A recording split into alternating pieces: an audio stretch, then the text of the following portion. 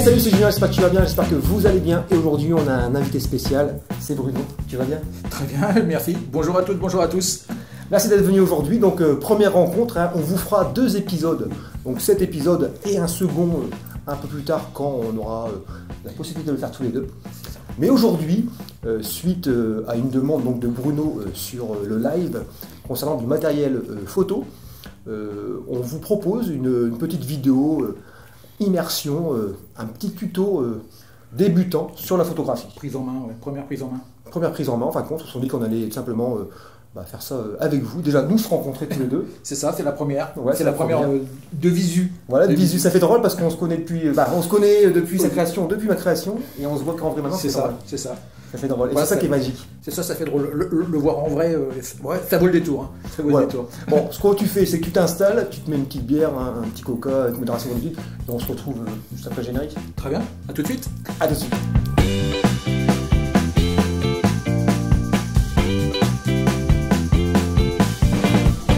Alors aujourd'hui dans cette vidéo, je vais vous montrer bien sûr aussi à Bruno quels sont les réglages de base sur un appareil photo, histoire de savoir comment que ça marche.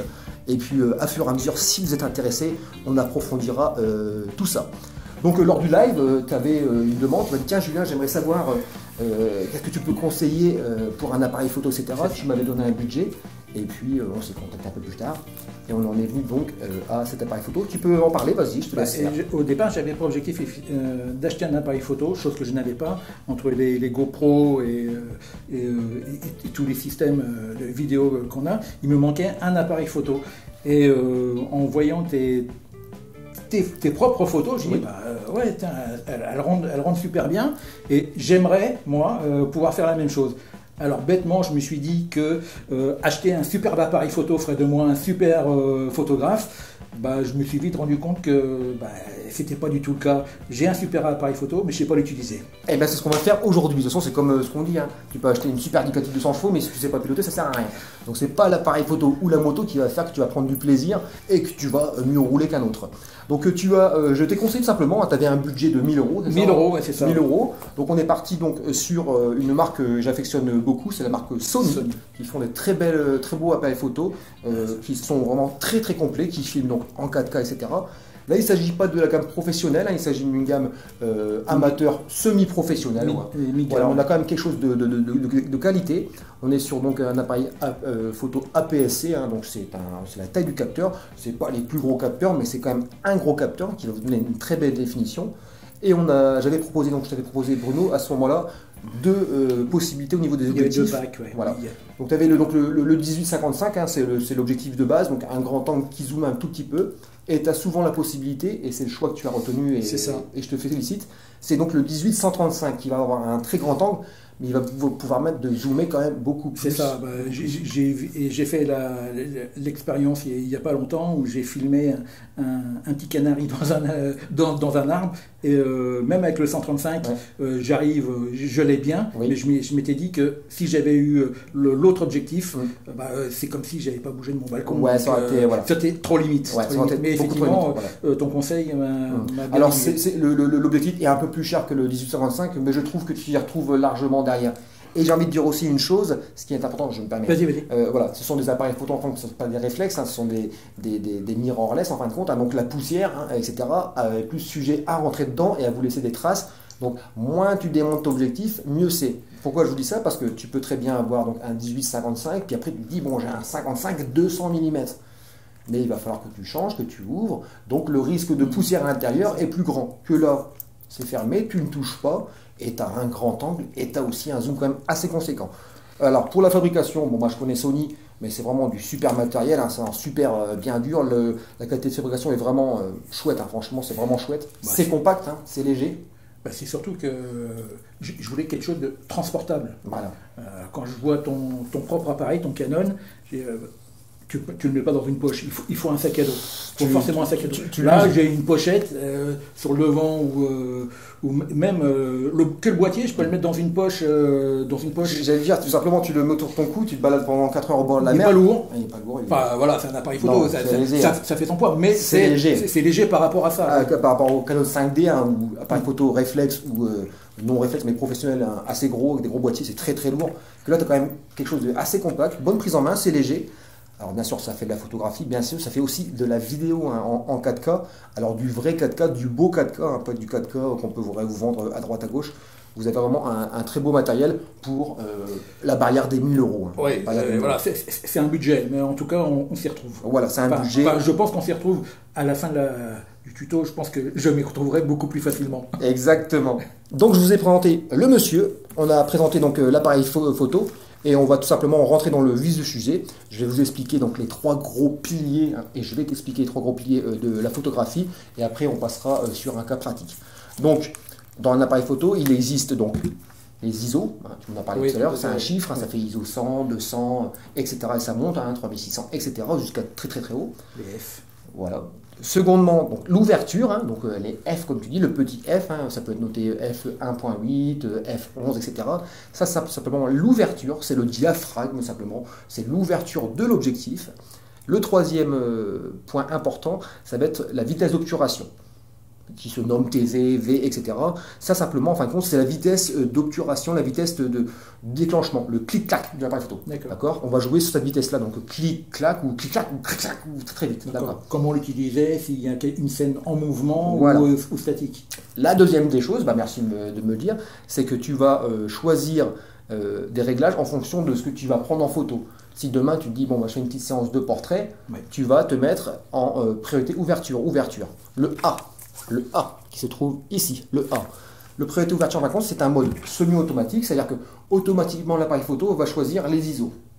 Automatiquement, il va choisir la vitesse du clic-clac. Par contre, toi, tu as la main sur l'ouverture. L'ouverture, c'est le F, tu vois, le F. À quoi ça sert ce F? Le F, simplement, c'est ce qui va te permettre de créer le flou d'arrière-plan et devant, tu vois, qui va te permettre souvent tu vois des photos de portrait où le modèle est super net et puis derrière il y a un flou. Oui, voilà. Ça, c'est l'ouverture qui va créer cet effet naturel. Hein. C'est pas via, comme sur les téléphones où il rajoute un effet derrière autour de toi très mal fait. C'est vraiment naturel via l'objectif. En automatique, lui, quoi qu'il en soit, il mettra le flou ou pas en fonction de ce que j'aurais réglé sur l'objectif. Voilà. Si tu es en mode tout automatique, hein, le mode que je vous déconseille, l'appareil photo il va essayer d'analyser en gros ce qu'il voit. Donc si tu fais une photo grand angle, donc là il va voir mon objectif, il va voir une caméra là, il va voir. Et qu'est-ce qui est le sujet? Il va pas le savoir. Donc il va choisir en gros que le sujet c'est l'appareil photo là-bas, il est loin, il va peut-être mettre une grande, on ne sait pas. Donc le F il va me permettre soit d'éclaircir l'arrière-plan. Non, ça n'a rien à voir, ça c'est avec du flash. Enfin, si tu veux, le F. On va dire que je suis sur l'appareil photo, on a f3.5. Oui. Le plus petit, le plus petit chiffre que tu peux mettre, c'est 3.5, tu ne peux pas aller plus bas, c'est l'objectif qui est bloqué. C'est-à-dire qu'à f3.5, j'ai ton appareil photo qui est comme ça, ici, on va dire que le sujet est juste, voilà, c'est juste devant moi. À 3.5, la profondeur de champ, c'est une zone. Entre ici, par exemple, et ici, ça va être net. Tout ce qui va être derrière va devenir flou, et plus c'est loin, plus c'est flou. Et tout ce qui est avant va être flou. Maintenant, si je grandis de 3,5, je passe à 5, 6, et bien je vais simplement grandir la distance de netteté par rapport au point de base où tu avais ta mise au point, d'accord? Et plus le chiffre est grand, F11, et plus tu vas grandir cette zone de netteté, d'accord? Donc l'ouverture, c'est simplement pour faire ressortir ton sujet. Plus ça va être grand, plus ça va être flou autour. L'autre avantage de l'ouverture, de la grandeur du diaphragme, c'est quand tu ne vas pas beaucoup avoir de lumière. Ça va te permettre, on dit souvent qu'un objectif qui a une ouverture très grande, hein, donc f.8, 1.8 par exemple, 1.4, c'est un objectif très lumineux. Ça veut dire qu'en fin de compte, tout comme un œil de chat, il va capter tout ce qui est lumineux. Voilà, très peu moindre point de lumière, il va facilement le choper, contrairement à si tu es ouvert en très petit. D'accord. Ce qui va te permettre en fin de compte de pallier à un manque de lumière, genre en soirée, pour faire quand même des photos. D'accord. Donc après, c'est un compromis à prendre. Là, on rentre un peu plus loin, mais si tu ouvres trop grand, tu vas avoir une profondeur de champ qui va être très petite. Donc si tu as 2-3 personnes, une à côté de l'autre, tu risques d'avoir la première personne qui est nette, et puis si tu es décalé un petit peu, il va être flou. Donc pour avoir les 3 personnes, il va falloir que tu agrandisses. Tu dis, ouais, mais je perds de la lumière. Donc là, après, c'est des réglages d'ISO. C'est-à-dire que heureusement qu'on a des modes semi-automatiques en priorité ouverture. Tu vas te dire, en fin de compte, que c'est l'ISO, c'est automatique, la vitesse aussi. Si j'ai qu'une seule personne devant moi, je vais me dire, je vais mettre la plus grande ouverture pour avoir bien détaché, pour que tout soit flou et qu'il n'y a que son visage qui ressort. Donc tu fais ta photo et là, tu vas être net. Mais imagine que tu es ici et juste derrière toi, 20 cm, il y a une autre personne et tu veux prendre les deux personnes. Si ta netteté est de là à là et puis ton copain commence derrière, il sera flou lui. Et tu vas faire une photo qui va être magnifique au niveau du premier personnage, mais on va dire, le copain il est flou derrière. Donc ce que tu vas être obligé de faire, c'est d'agrandir pour que ton copain rentre dans la tonalité. Donc de 3.5 par exemple, tu vas monter à 4, 8 pour pouvoir avoir tout le monde. Il faut juste que tu y penses avant. Mais la seule chose que tu as à penser en premier tertiaire, c'est à ça. Est-ce qu'on est beaucoup sur la photo ou est-ce qu'il n'y a qu'un seul sujet? C'est ça. Voilà. C'est simplement ça, d'accord? D'accord. C'est ça qu'il faut que tu comprennes. Pour la vitesse... je dis d'accord, mais les F, ça reste flou. Je vais te le montrer après, regarde. On va l'allumer tout simplement. On allume l'appareil photo. Mon pépère. On va se mettre la petite tasse Enfield Spirit, tu vois. Je veux la même. Voilà. Et je vais faire ma mise au point. Hop, cherche-toi. T'es où ma mère? Attends. Trouve-moi le... C'est net. Tu vois, attends, je suis mis en quoi là? F4. Là, je suis en F4. Toi. Je suis à F4, toi. Ah, je suis à 18. F4, c'est avec celle-là. Ouais, il faut que je connaisse encore un peu. Alors, F4, je descends. F4, toi, je descends là. Ouais. Là, je monte. F4. Ce que je vais faire, c'est de prendre du 135 pour prendre vraiment l'arrière derrière. Tu vois, je vais faire netteté sur. Ici. Lâche-moi là.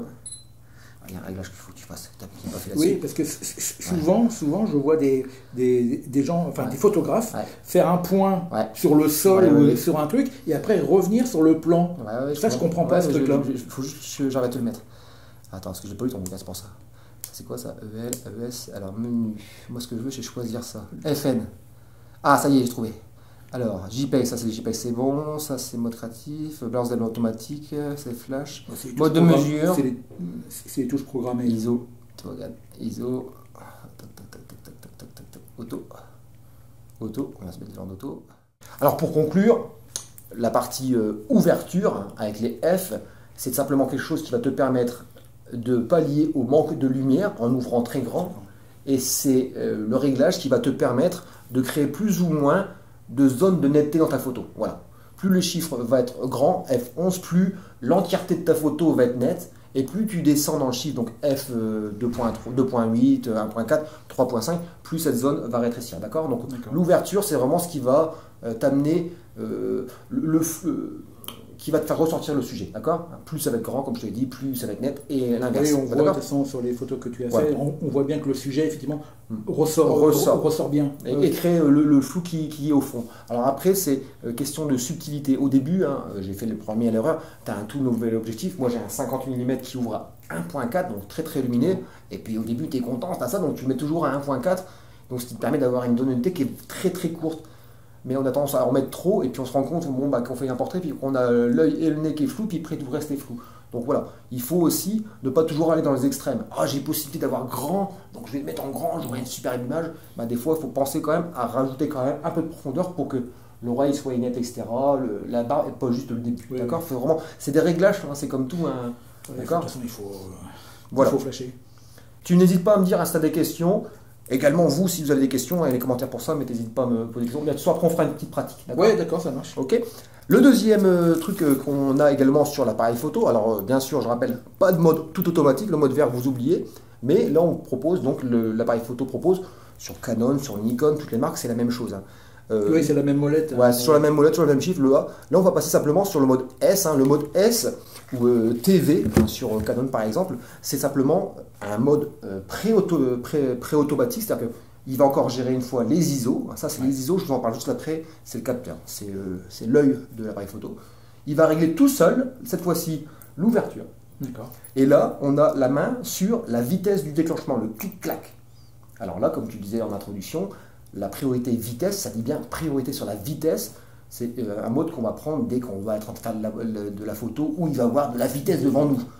On parle de moto, donc demain tu vas aux 24 heures du Mans et tu as envie de prendre le numéro 1 dans le virage numéro 5 avec et là tu vas te mettre en vitesse parce qu'il passe vite devant toi. Alors ce qu'il faut comprendre pour la vitesse, il y a... On va pas trop. C'est vrai qu'il faut pas qu'on aille trop loin. Non, on va pas trop loin avec moi.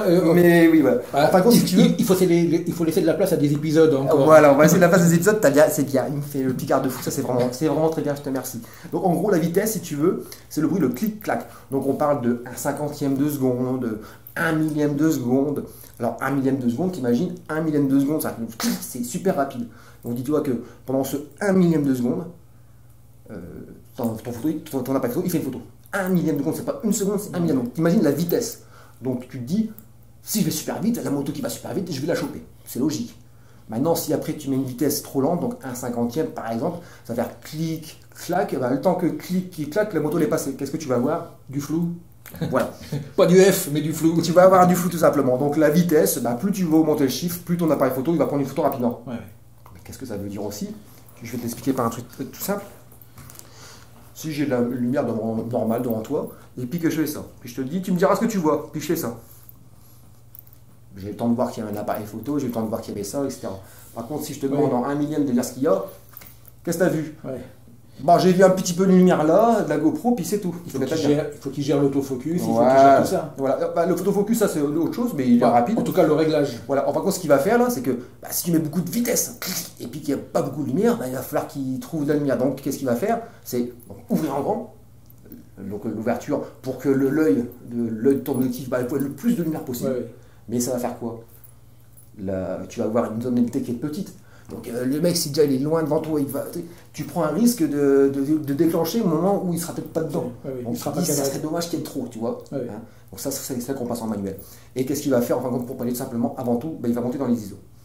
Hein, pour pouvoir avoir plein de lumière, malgré qu'on fait clic, il va monter dans les ISO. D'ailleurs, ça me fait amener au troisième point, très bonne idée. Les ISO, ce que tu m'as demandé en premier, les ISO. Il monte sur des ISO que j'ai jamais vus. Voilà, après il y a. Voilà. Pour moi, le maximum c'était 3200 et c'était destiné aux professionnels. Ouais, 3200, ouais, 6004, on peut monter à 6004 quand on fait noir, etc. avec un appareil photo. Mais au-dessus, en fin de compte, après il va y avoir du grain. Mais on va commencer par qu'est-ce que c'est que les ISO? Les ISO, simplement, c'est la valeur, hein, c'est une valeur du capteur. Le capteur, c'est ce qu'il y a à l'intérieur. Vulgairement, dans le temps, c'était la pellicule photo. Hein. On disait ISO 100, 400, etc. Bah, simplement, bah, c'est une réaction chimique, puis en fonction de la lumière, 100, 400, bah, il réagissait plus ou moins, pas à la lumière, mais aux ombres. Et bah, maintenant, c'est numérique, hein, c'est un truc carré, entre guillemets, hein, qui regarde vulgairement, et puis qui chope la lumière. Quand on dit ISO 100, en fin de compte, c'est une valeur, c'est souvent, hein, c'est là où le capteur a la meilleure définition. Voilà, la meilleure définition. Il a une super définition, tu vas avoir l'image la plus propre possible. Le capteur, c'est là où il est le mieux. Et plus le chiffre il grandit, ISO donc 200, tu montes 400, etc., jusqu'à 3200, 6400, 12000, etc. Plus tu vas monter, plus en fin de compte ton capteur va perdre de la qualité, quand je dis entre guillemets, parce que il devient de plus en plus réactif à la lumière. Et en faisant ça, ben, ça rajoute simplement du grain numérique. C'est ça, tu fais rentrer plus de lumière? Non, c'est pas que tu fais pour rentrer plus de lumière, c'est simplement en fin de compte électronique. En gros, si ton capteur à ISO 100, eh bien, il est dans son format de base, natif, on appelle ça. Il voit bien, il est propre, etc. Maintenant, s'il fait vachement noir, eh ben, il a la capacité de dire, je vais pousser un petit peu, tu vois. Donc, en gros, je vois bien, un peu plus. Donc, ça fait Et le fait de pousser un peu plus, bah, c'est du calcul numérique, etc. Ça va rajouter, donc, comme tu disais, du grain, des petits points, etc. qui fait maintenant et tout, vas-y, ça. Simplement, en fin de compte, ça c'est électronique, hein, simplement, c'est un réglage qui fait que. Donc, on revient sur le truc tout à l'heure de la moto qui passe très très vite. 1 millième pour le figer, clic-clac, donc super vite. Mais à ISO 100, il n'y a pas assez pendant 1 millième de seconde, il n'y a plus assez de lumière qui s'est marqué dessus. Donc qu'est-ce qu'il fait obligatoirement l'appareil photo? Il rend le capteur plus sensible.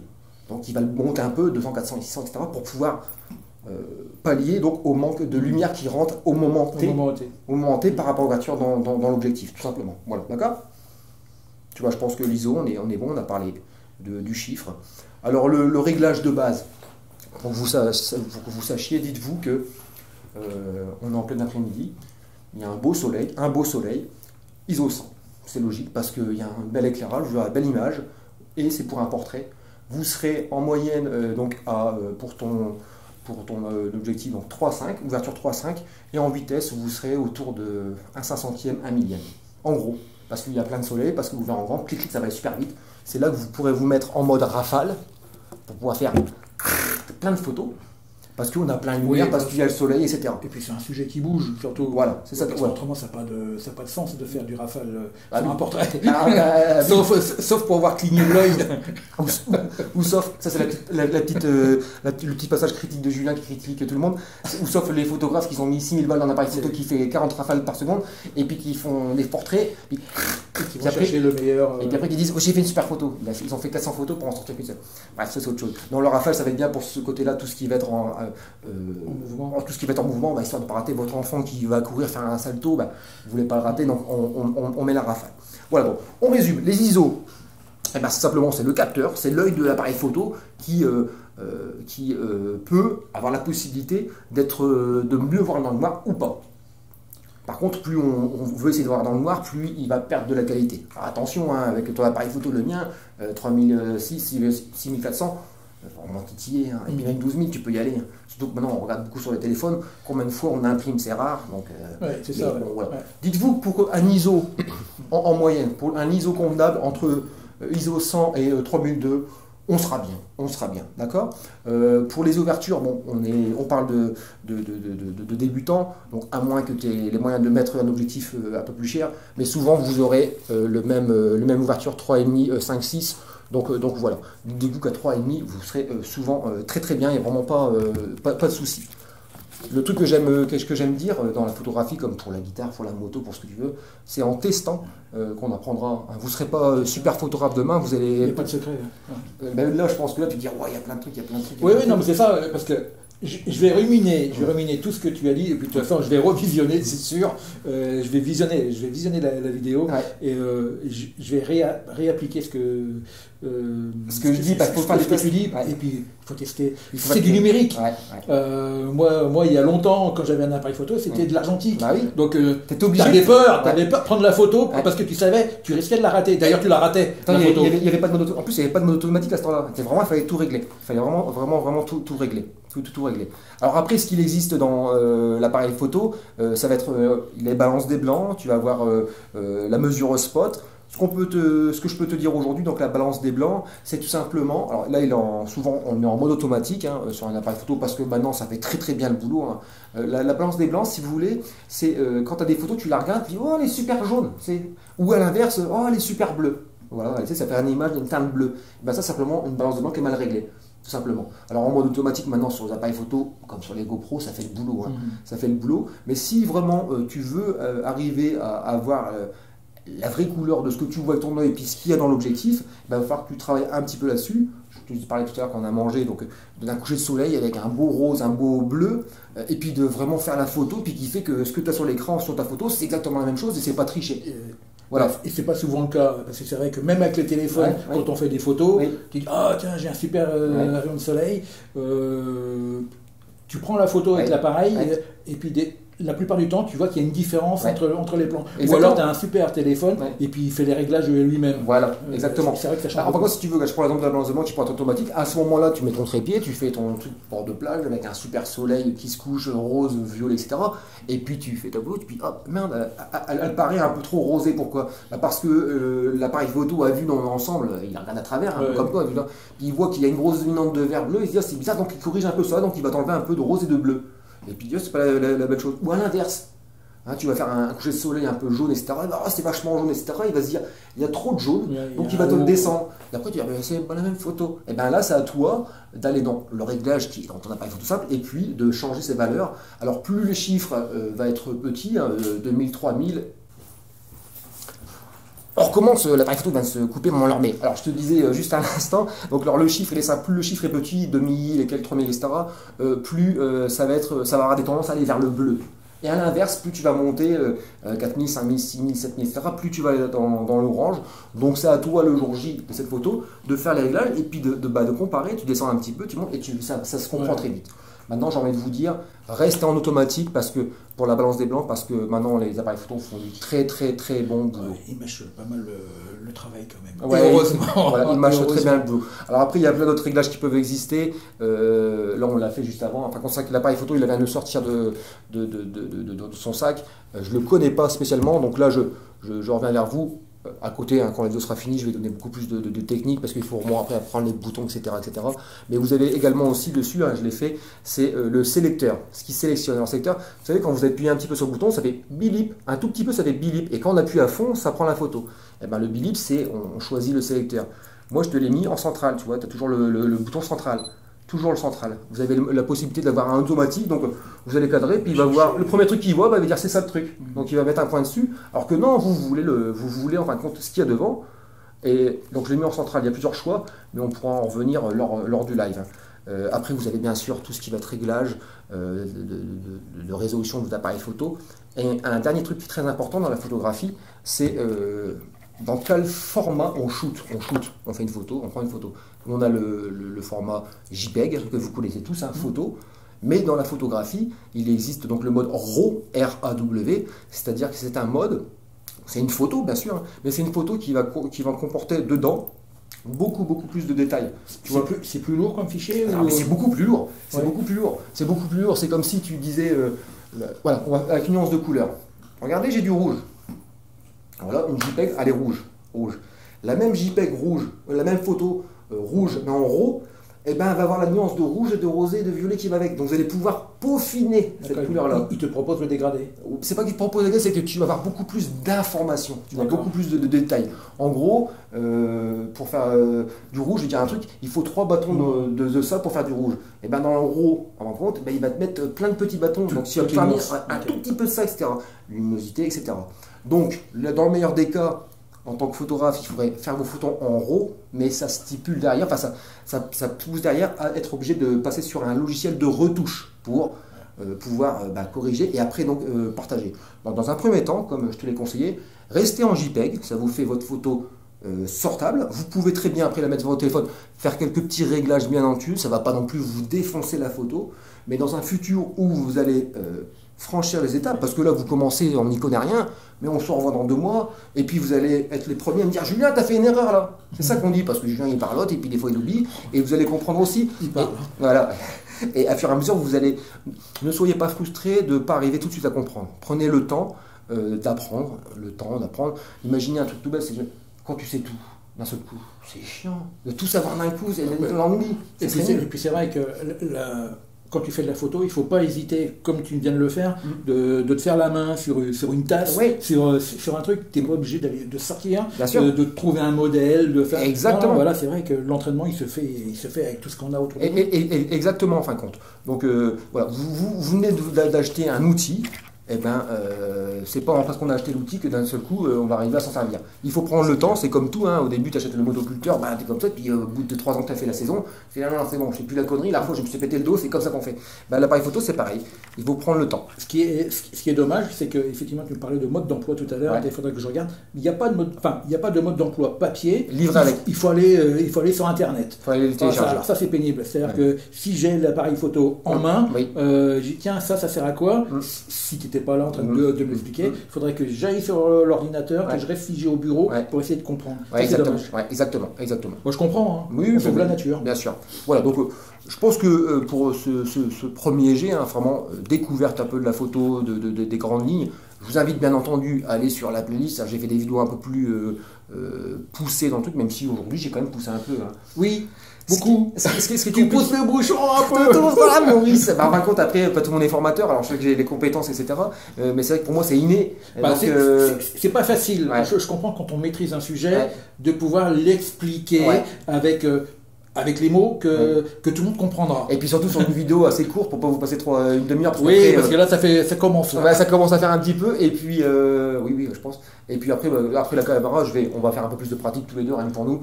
Mais on avait envie d'en profiter, de vous faire un coucou, hein, leur faire un coucou. Et puis voilà. Bref, vous garde pas trop longtemps. Je pense qu'on a fait le tour. Si vous avez des questions, vous avez les commentaires.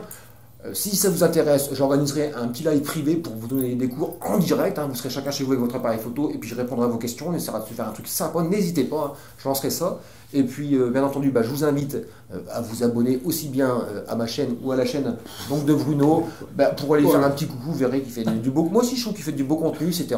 Ça vous permet de remplir votre soirée du samedi soir ou à rien. La petite vidéo à Jacqueline, celle de Fanche. Et puis après, vous passez chez Christian de Rhino Reed. Et puis voilà, vous aurez passé votre soirée, le de regarder Starac, machin, les fesses. TNP. Et puis vous ferez plaisir à 3 personnes. Et puis même à vous, parce que vous aurez un bon retour. Voilà, c'était Julien. Bruno. Et on vous dit à très bientôt en espérant que cette vidéo vous aura donné envie d'en savoir plus. Et puis Bruno reviendra vers vous pour vous montrer quelques photos dans pas longtemps. Et une dernière chose, comme dit un grand poète, Dominique Pelletier, pensez être heureux. Ouais, c'est vrai que c'est politique. En tout cas, il est vraiment beau. Hein. Il est vraiment beau. Ouais, franchement, ah oui, chose qu'on n'a pas dit, c'est vrai que l'écran il se pivote, etc. C'est vrai qu'on aurait pu parler un peu plus de l'appareil photo, mais donc il s'agit donc du modèle, c'est quoi C'est le 6004. Voilà, le 6004. Après, je ne sais pas s'il a une autre non, dénomination. Non, comme ça c'est Alpha 7. Là, donc c'est le 6004 avec l'objectif. Oui, 4K. Oui, c'est le 6004 4K. Ouais, 4K, ouais, 6004 avec l'objectif donc 18-135, hein, donc Sony également. Hein, donc tout ça va bien ensemble, qui est franchement. Je pense que tu vas faire un beau truc. Hein. Même en vidéo, ça va déchirer en vidéo. On va mettre un petit peu la vidéo. La vidéo m'intéresse autant. Mais allumer, on, off, alors je l'allume. Voilà, là. Oh, si. Ça va être beau ça. Oh, que c'est beau. Regarde-moi ça. Regarde, je suis à main levée. Enfin, il n'y a pas de stabilisateur. Bah non, mais c'est bien. Je suis à main levée, gueule. C'est pas dégueulasse, hein. C'est pas dégueulasse, hein. Bon, un peu plus là, mais ça va. C'est pas une qualité de vidéo là. Et bon ça. Ouais, franchement c'est un chouette produit, je te le remets en haut. Alors vous avez possibilité bien sûr dans tous ces réglages là de faire pas mal de choses, mais on y reviendra très très rapidement. Voilà. Ça fait 50 fois que je dis au revoir, mais je fais toujours la même chose. Hein. C'est ça. Donc on va ajouter la même phrase. Hein. C'était Julien et Bruno, et puis surtout tu roules safe. Hein.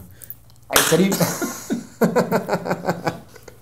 Ah si, une petite chose. Oh putain, oh, purée, pardon. Ah non, mais faut pas qu'ils oublient. Et une petite chose. Il fait un super bourrin.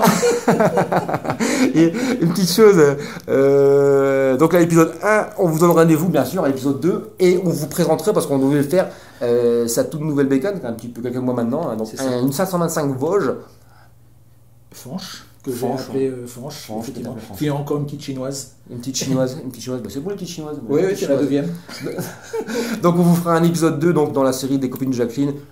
On ira donc à la rencontre de Bruno et de Franche pour en faire le tour, hein, qui nous parle un peu, qui nous donne un peu de retour sur cette bécane. Moi je la trouve vraiment très très jolie. Et puis on parlera un petit peu de son histoire de motard, etc. Il nous racontera un petit peu sa vie comme vous le connaissez hein, sur les anciens épisodes. Voilà, c'était Julien et Bruno une troisième fois. On vous dit à la prochaine et puis surtout vous vous laissez. Bientôt. Salut. Allez, salut.